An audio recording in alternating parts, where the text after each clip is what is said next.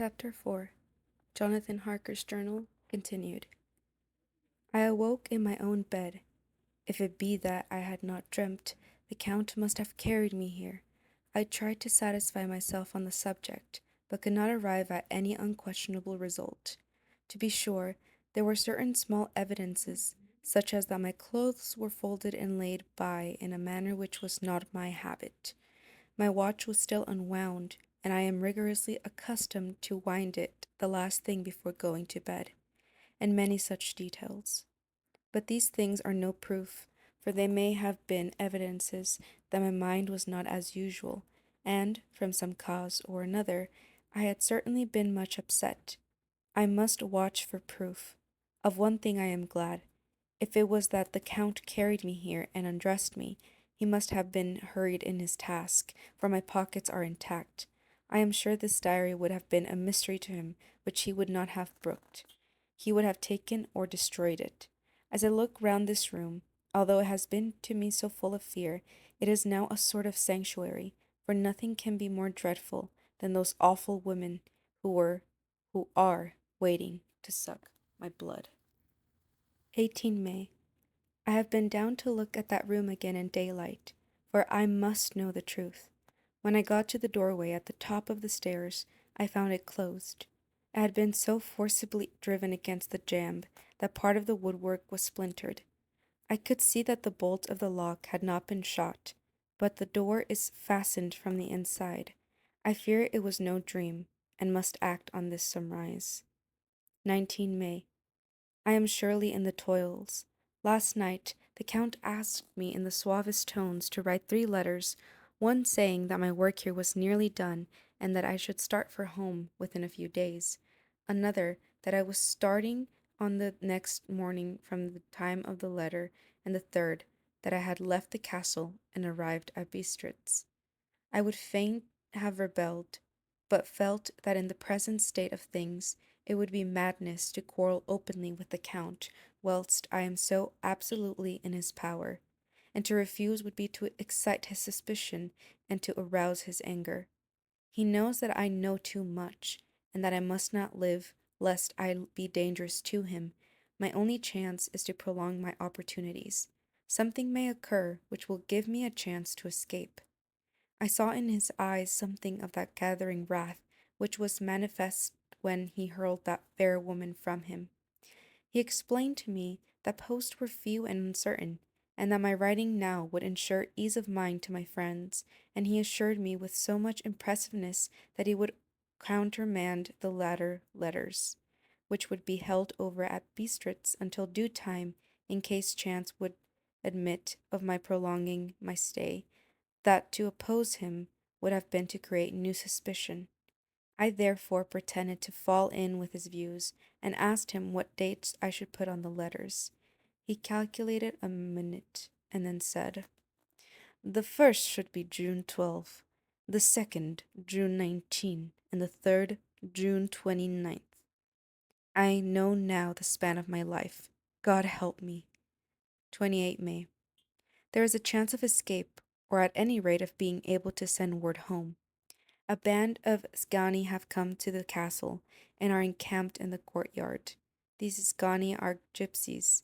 I have notes of them in my book. They are peculiar to this part of the world, though allied to the ordinary gypsies all the world over. There are thousands of them in Hungary and Transylvania, who are almost outside all law. They attach themselves as a rule to some great noble or boyar, and call themselves by his name. They are fearless and without religion, save superstition, and they talk only their own varieties of the Romany tongue. I shall write some letters home, and shall try to get them to have them posted. I have already spoken to them through my window to begin an acquaintanceship. They took their hats off and made obeisance in many signs, which, however, I could not understand any more than I could their spoken language. I have written the letters. Mina's is in shorthand, and I simply ask Mr. Hawkins to communicate with her. To her I have explained my situation, but without the horrors which I may only surmise. It would shock and frighten her to death were I to expose my heart to her.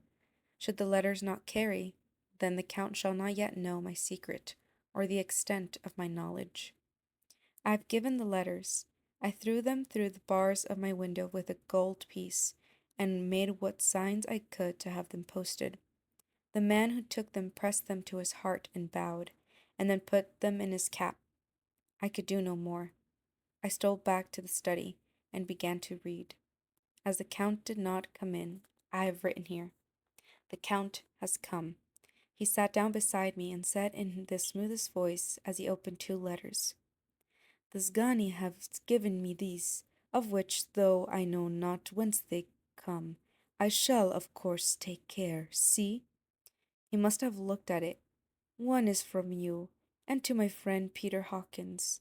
The other—" Here he caught sight of the strange symbols as he opened the envelope, and the dark look came into his face, and his eyes blazed wickedly. "The other is a vile thing, an outrage upon friendship and hospitality. It is not signed. Well, so it cannot matter to us." And he calmly held letter and envelope in the flame of the lamp till they were consumed. Then he went on. "These letters to Hawkins, that I shall of course send on, since it is yours. Your letters are sacred to me.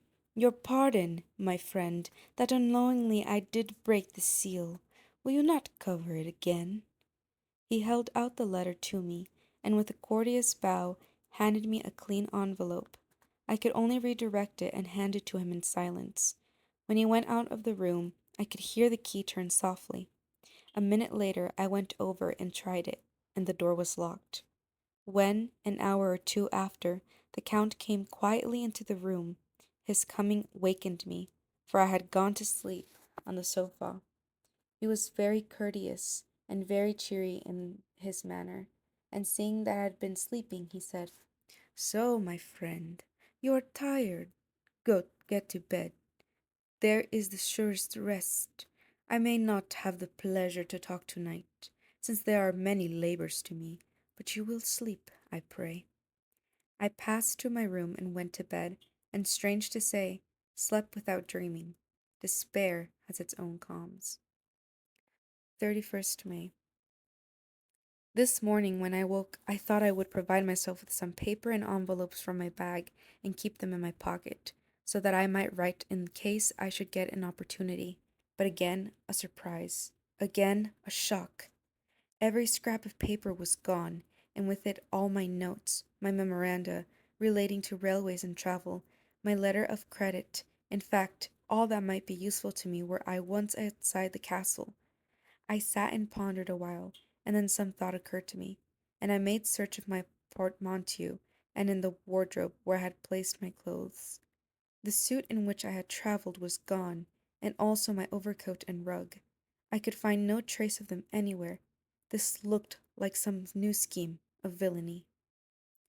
17 June. This morning, as I was sitting on the edge of my bed, cudgelling my brains, I heard without a cracking of whips and pounding and scraping of horses' feet up the rocky path beyond the courtyard. With joy, I hurried to the window and saw drive into the yard two great leader wagons, each drawn by 8 sturdy horses, and at the head of each pair a Slovak, with his wide hat, great nail-studded belt, dirty sheepskin, and high boots. They had also their long staves in hand. I ran to the door, intending to descend and try and join them through the main hall, as I thought that way might be opened for them. Again a shock. My door was fastened on the outside. Then I ran to the window and cried to them. They looked up at me stupidly and pointed. But just then the hetman of the Skani came out, and seeing them pointing to my window, said something, at which they laughed. Henceforth, no effort of mine, no piteous cry or agonized entreaty would make them even look at me. They resolutely turned away. The leader wagons contained great square boxes with handles of thick rope. These were evidently empty by the ease with which the Slovaks handled them and by their resonance as they were roughly moved. When they were all unloaded and packed in a great heap in one corner of the yard, the Slovaks were given some money by the Skani and spitting on it for luck. lazily went each to his horse's head. Shortly afterwards, I heard the cracking of their whips die away in the distance. 14 June. 24 June, before morning. Last night, the Count left me early and locked himself into his own room. As soon as I dared, I ran up the winding stair and looked out of the window, which opened south. I thought I would watch for the Count, for there is something going on. The Scani are quartered somewhere in the castle and are doing work of some kind. I know it, for now and then I hear a far-away, muffled sound, as of mattock and spade, and, whatever it is, must be to the end of some ruthless villainy. I had been at the window somewhat less than half an hour when I saw something coming out of the Count's window. I drew back and watched carefully, and saw the whole man emerge. It was a new shock to me to find that he had on the suit of clothes which I had worn whilst travelling here, and slung over his shoulder the terrible bag which I had seen the women take away. There could be no doubt as to his quest, and in my garb too. This, then, is his new scheme of evil, that he will allow others to see me as they think, so that he may both leave evidence that I have been seen in the towns or villages posting my own letters, and that any wickedness which he may do shall by the local people be attributed to me. It makes me rage to think that this can go on, and whilst I am shut up here, a veritable prisoner, but without that protection of the law which is even a criminal's right and consolation. I thought I would watch for the Count's return, and for a long time sat doggedly at the window. Then I began to notice that there were some quaint little specks floating in the rays of the moonlight. They were like the tiniest grains of dust, and they whirled round and gathered in clusters in a nebulous sort of way. I watched them with a sense of soothing, and a sort of calm stole over me. I leaned back, as in the embrasure, in a more comfortable position, so that I could enjoy more fully the aerial gambolling. Something made me start up, a low, piteous howling of dogs somewhere far below in the valley, which was hidden from my sight. Louder it seemed to ring in my ears, and the floating motes of dust to take new shapes to the sound as they danced in the moonlight. I felt myself struggling to awake to some call of my instincts. Nay, my very soul was struggling, and my half-remembered sensibilities were striving to answer the call. I was becoming hypnotized. Quicker and quicker danced the dust, and the moonbeams seemed to quiver as they went by me into the mass of gloom beyond. More and more they gathered till they seemed to take dim phantom shapes, and then I started broad awake and in full possession of my senses, and ran screaming from the place. The phantom shapes, which were becoming gradually materialized from the moonbeams, were those of the three ghostly women to whom I was doomed. I fled, and felt somewhat safer in my own room, where there was no moonlight, and where the lamp was burning brightly. When a couple of hours had passed, I heard something stirring in the Count's room, something like a sharp wail quickly suppressed, and then there was silence. Deep, awful silence, which chilled me. With a beating heart, I tried the door, but I was locked in my prison, and could do nothing. I sat down and simply cried. As I sat, I heard a sound in the courtyard without, the agonized cry of a woman. I rushed to the window, and throwing it up, peered out between the bars. There, indeed, was a woman with dishevelled hair, holding her hands over her heart, as one distressed with running. She was leaning against a corner of the gateway. When she saw my face at the window, she threw herself forward, and shouted in a voice laden with menace, "Monster! Give me my child!" She threw herself on her knees, and raising up her hands, cried the same words in tones which wrung my heart. Then she tore her hair and beat her breast, and abandoned herself to all the violences of extravagant emotion. Finally, she threw herself forward, and though I could not see her, I could hear the beating of her naked hands against the door. Somewhere high overhead, probably on the tower, I heard the voice of the Count calling in his harsh, metallic whisper. His call seemed to be answered from far and wide by the howling of wolves. Before many minutes had passed, A pack of them poured, like a pent up dam when liberated, through the wide entrance into the courtyard. There was no cry from the woman, and the howling of the wolves was but short. Before long, they streamed away singly, licking their lips. I could not pity her, for I knew now what had become of her child, and she was better dead. What shall I do? What can I do? How can I escape from this dreadful thrall of night and gloom and fear? 25th June, morning. No man knows till he has suffered from the night how sweet and how dear to his heart and eye the morning can be.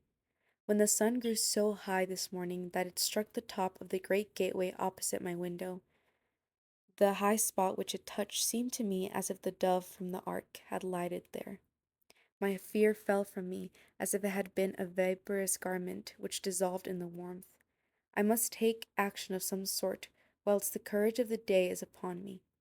Last night one of my post-dated letters went to post, the first of the fatal series to which is to blot out the very traces of my existence from the earth. Let me not think of it! Action! It has always been at night time that I have been molested or threatened, or in some way in danger or in fear. I have not yet seen the Count in the daylight. Can it be that he sleeps when others wake, that he may be awake whilst they sleep? If I could only get into his room! But there is no possible way. The door is always locked. No way for me. Yes, there is a way, if one dares to take it. Or his body has gone. Why may not another body go? I have seen him myself crawl from his window. Why should not I imitate him and go in by his window? The chances are desperate, but my need is more desperate still. I shall risk it. At the worst, it can only be death, and a man's death is not a calf's, and the dreaded here after may still be open to me. God help me in my task. Goodbye, Mina. If I fail, goodbye, my faithful friend and second father. Goodbye, all, and last of all, Mina. Same day, later. I have made the effort, and God helping me, have come safely back to this room. I must put down every detail in order. I went whilst my courage was fresh straight to the window on the south side, and at once got outside on the narrow ledge of stone which runs around the building on this side. The stones were big and roughly cut, and the mortar had by process of time been washed away between them. I took off my boots and ventured out on the desperate way. I looked down once, so as to make sure that a sudden glimpse of the awful death would not overcome me, but after that kept my eyes away from it. I knew pretty well the direction and distance of the Count's window, and made for it as well as I could, having regard to the opportunities available. I did not feel dizzy. I suppose I was too excited, and the time seemed ridiculously short till I found myself standing on the window sill and trying to raise up the sash. I was filled with agitation. However, when I bent down and slid feet foremost in through the window, then I looked around for the Count, but, with surprising gladness, made a discovery. The room was empty. It was barely furnished with odd things, which seemed to have never been used. The furniture was something the same style as that in the south rooms, and was covered with dust. I looked for the key, but it was not in the lock, and I could not find it anywhere.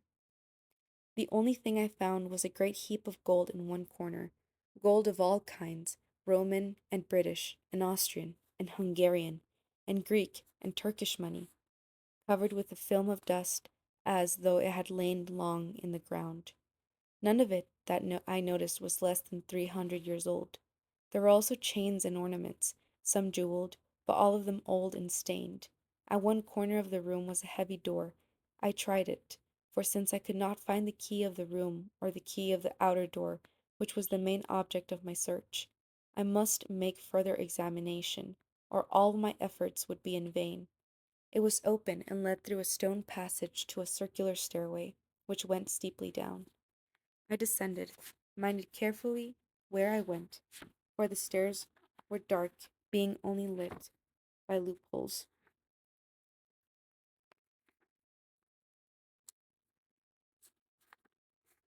by loopholes in the heavy masonry, and at the bottom there was a dark tunnel like passage through which came a deathly sickly odor, the odor of old earth newly turned.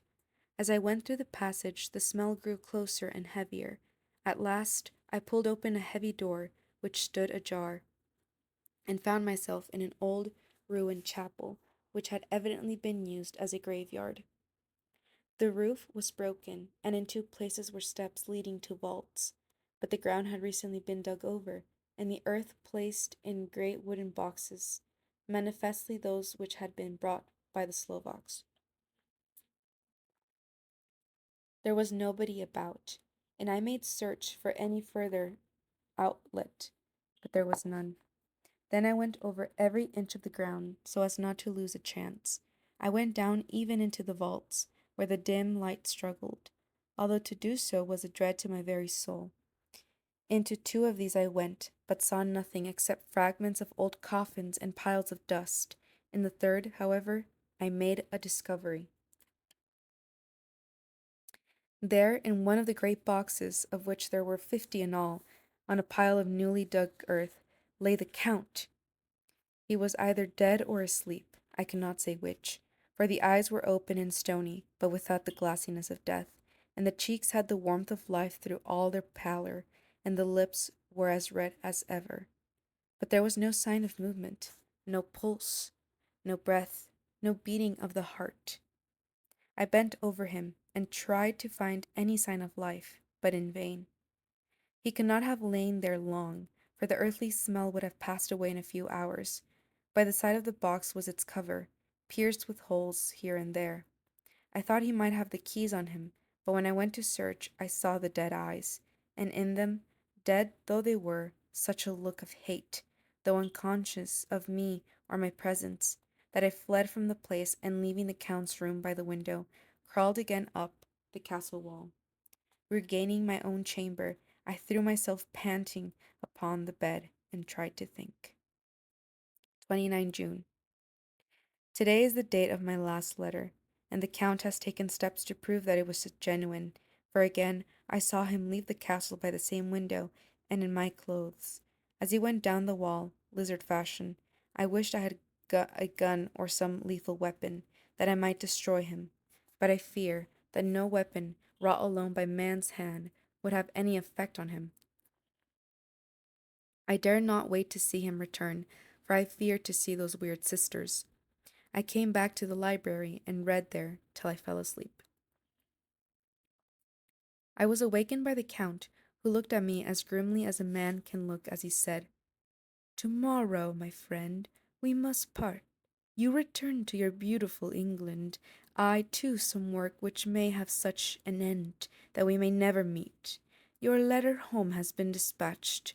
Tomorrow I shall not be here, but all shall be ready for your journey. In the morning come the Sgani, who have some labours of their own here, and also come some Slovaks. When they have gone, my carriage shall come for you, and you shall bear you to the Borgo Pass to meet the diligence from Bukovina to Bistritz. But I am in hopes that I shall see more of you at Castle Dracula." I suspected him and determined to test his sincerity. It seemed like a profanation of the word to write it in connection with such a monster, so asked him point blank, "Why may I not go tonight?" "Because, dear sir, my coachman and horses are away on a mission." "But I would walk with pleasure. I want to get away at once." He smiled, such a soft, smooth, diabolical smile, that I knew there was some trick behind his smoothness. He said, "And your baggage?" "I do not care about it. I can send for it some other time."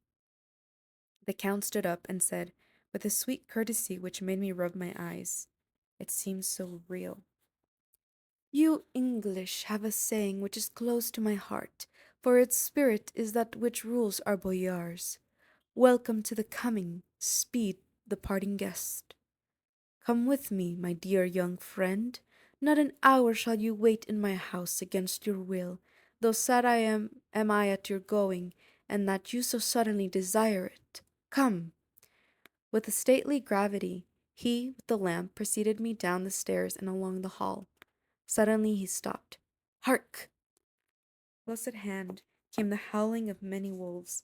It was almost as if the sound sprang up at the raising of his hand, just as the music of a great orchestra seemed to leap under the baton of the conductor. After a pause of a movement, he proceeded, in his stately way, to the door, drew back the ponderous bolts, unhooked the heavy chains, and began to draw it open. To my intense astonishment, I saw that it was unlocked. Suspiciously, I looked all around, but could see no key of any kind.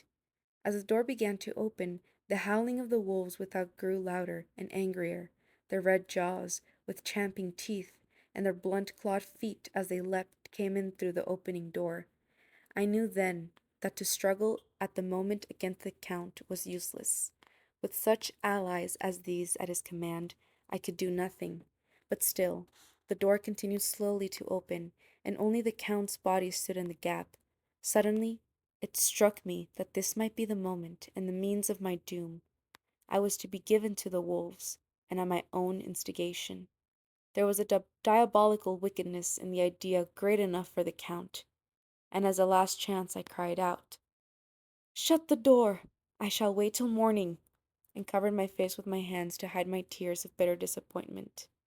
With one sweep of his powerful arm, the Count threw the door shut, and the great bolts clanged and echoed through the hall as they shot back into their places. In silence we returned to the library, and after a minute or two, I went to my own room.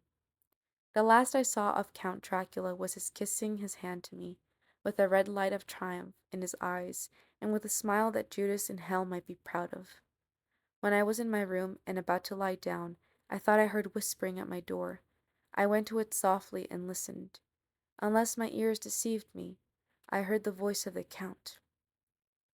"Back, back to your own place.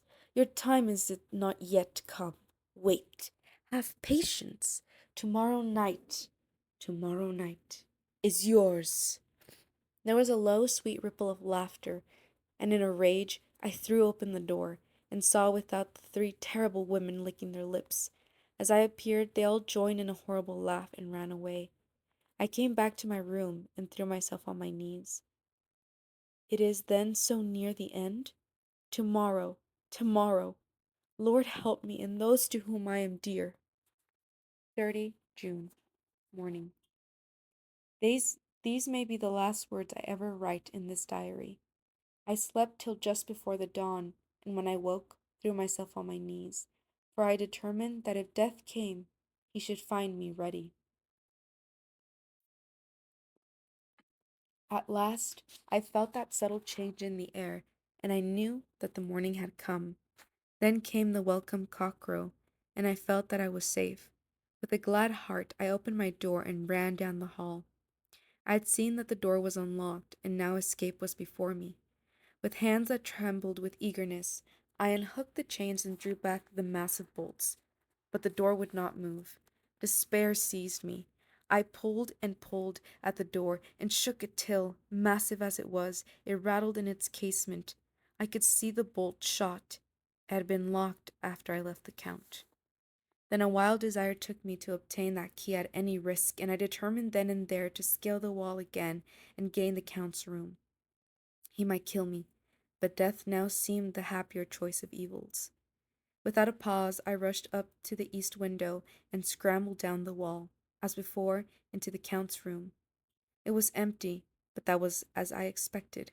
I could not see a key anywhere, but the heap of gold remained. I went through the door in the corner and down the winding stair and along the dark passage to the old chapel. I knew now well enough where to find the monster I sought. The great box was in the same place, close against the wall, but the lid was laid on it, not fastened down, but with the nails ready in their places to be hammered home. I knew I must search the body for the key, so I raised the lid and laid it back against the wall. And then I saw something which filled my very soul with horror.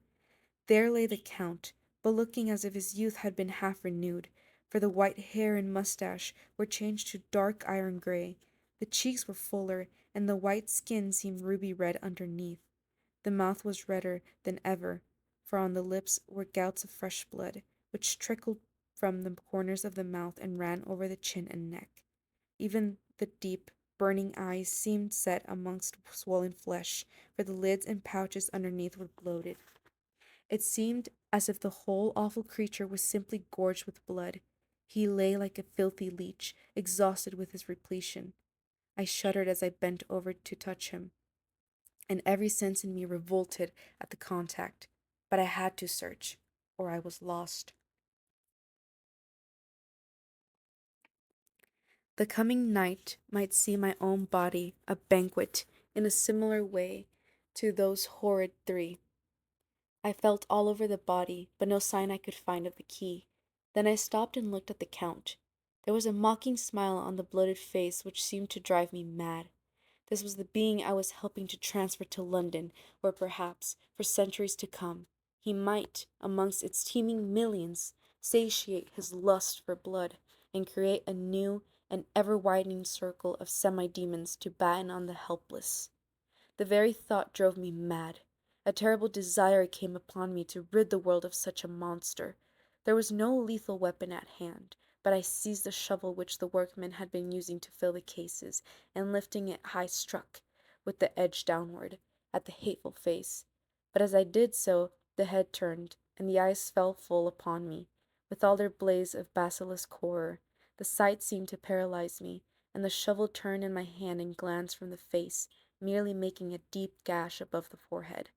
The shovel fell from my hand across the box, and as I pulled it away, the flange of the blade caught the edge of the lid, which fell over again, and hid the horrid thing from my sight. The last glimpse I had was of the bloated face, blood-stained and fixed with a grin of malice which would have held its own in the nethermost hell. I thought and thought what should be my next move, but my brain seemed on fire, and I waited with a despairing feeling growing over me. As I waited, and I heard in the distance a gypsy song sung by merry voices coming closer, and through their song the rolling of heavy wheels and the cracking of whips. The Zgani and the Slovaks, of whom the Count had spoken, were coming.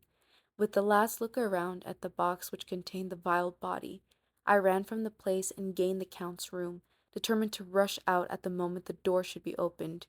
With strained ears I listened, and heard downstairs the grinding of the key in the great lock and the falling back of the heavy door. There must have been some other means of entry, or someone had a key for one of the locked doors. Then there came the sound of many feet tramping, and dying away in some passage which sent up a clanging echo. I turned to run down against toward the vault, which where I might find the new entrance, but at the moment there seemed to come a violent puff of wind, and the door to the winding stair blew to with a shock that set the dust from the lintels flying. When I ran to push it open, I found that it was hopelessly fast.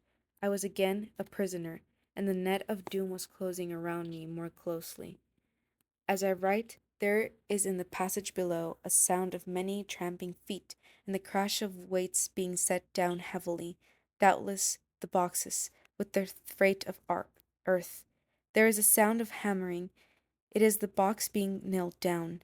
Now I can hear the heavy feet tramping along the hall, with many other idle feet coming behind them. The door is shut, and the chains rattle. There is a grinding of the key in the lock.